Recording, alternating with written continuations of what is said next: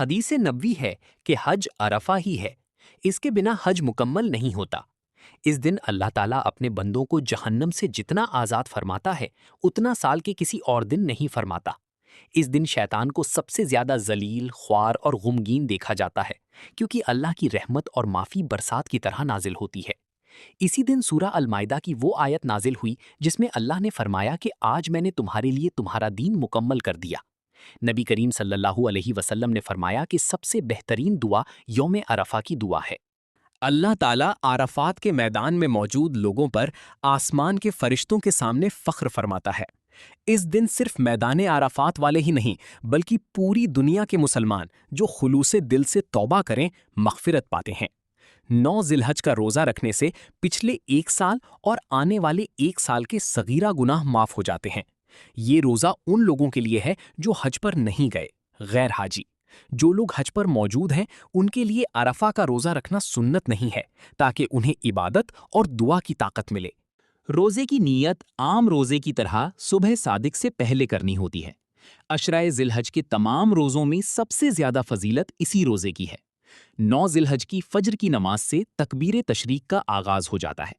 ہر فرض نماز کے بعد 1 مرتبہ یہ تکبیر بولنا ہر مرد اور عورت پر واجب ہے۔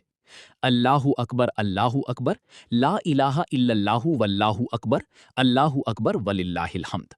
یہ 9 ذی الحج کی فجر سے شروع ہو کر 13 ذی الحج کی عصر تک کل 23 نمازیں پڑھی جاتی ہیں۔ مردوں کو ہر فرض نماز کے بعد بلند آواز سے اور خواتین کو دھیمی آواز سے پڑھنا چاہیے۔ اس دن سبحان اللہ، الحمدللہ اور اللہ اکبر کی کثرت کرنی چاہیے۔ اللہ کی توحید اور اس کی تعریف اس دن کا خاص ذکر ہے۔ نبی صلی اللہ علیہ وسلم نے اس دن اس دعا کو پڑھنے کی سب سے زیادہ تعریف کی ہے۔ لا الہ الا اللہ وحدہ لا شریک لہ، لہ الملک و لہ الحمد وہو علی کل شیء قدیر۔ اللہ ایک ہے، اس کا کوئی شریک نہیں، بادشاہت اسی کی ہے اور وہ ہر چیز پر قادر ہے۔ استغفر اللہ العظیم الذی لا الہ الا ہوا الحی القیوم واتوب الیہ۔ کثرت سے پڑھیں۔ نبی صلی اللہ علیہ وسلم پر درود بھیجنا دعاؤں کی قبولیت کا ذریعہ ہے۔ اپنی بخشش، صحت، رزق اور ہدایت کے لیے خصوصی دعا کریں۔ اپنے ماں باپ اور رشتہ داروں کی مغفرت کی دعا کریں۔ دنیا بھر کے پریشان حال مسلمانوں کے لیے سکون اور فتح کی دعا کریں۔ حاجیوں 9 ذی الحج کی صبح سورج نکلنے کے بعد منا سے میدان عرفات کے لیے روانہ ہوتے ہیں۔ وقوف عرفات کا اصل وقت زوال یعنی سورج ڈھلنے کے بعد شروع ہوتا ہے۔ عرفات میں ظہر اور عصر کی نمازیں ایک ساتھ یعنی ظہر کے وقت میں ملا کر اور قصر یعنی 2 رکعت پڑھی جاتی ہیں۔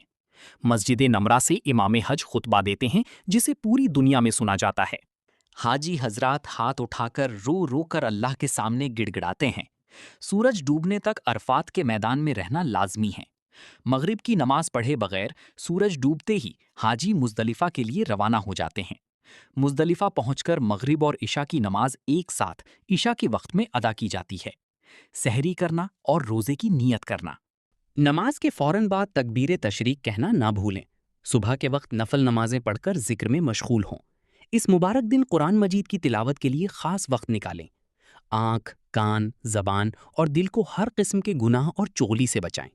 یہ اس دن کا سب سے قیمتی وقت ہے۔ سب کام چھوڑ کر صرف دعا میں گزاریں۔ خواتین گھر کے کاموں سے جلدی فارغ ہو کر اس دن عبادت پر توجہ دیں۔ عرفات کا میدان اور وہاں کا اجتماع قیامت کے میدان کی یاد دلاتا ہے، جہاں سب برابر ہوں گے۔ سب لوگ ایک ہی رنگ سفید احرام میں ہوتے ہیں، کوئی امیر یا غریب نہیں ہوتا۔ اسی دن نبی صلی اللہ علیہ وسلم نے اپنا آخری تاریخی خطبہ دیا تھا جس میں انسانی حقوق کا درس دیا گیا۔ اس دن رونے اور گڑ گڑانے سے دل کی سختی ختم ہوتی ہے۔ یوم عرفہ کو ایک نیا آغاز سمجھیں اور سچی توبہ کے ساتھ باقی زندگی گزارنے کا عزم کریں۔ اللہ نے ہمیں یہ دن نصیب کیا، اس پر اس کا شکر ادا کریں۔ اس دن غریبوں کی مدد کرنا اور صدقہ دینا بھی افضل ہے۔ اس دن جہاں اللہ سے معافی مانگیں وہیں لوگوں سے بھی اپنے معاملات صاف کریں۔ مغرب کے بعد اگلے دن 10 ذی الحج عید الاضحیٰ اور قربانی کی تیاری خوشی اور ادب کے ساتھ کریں۔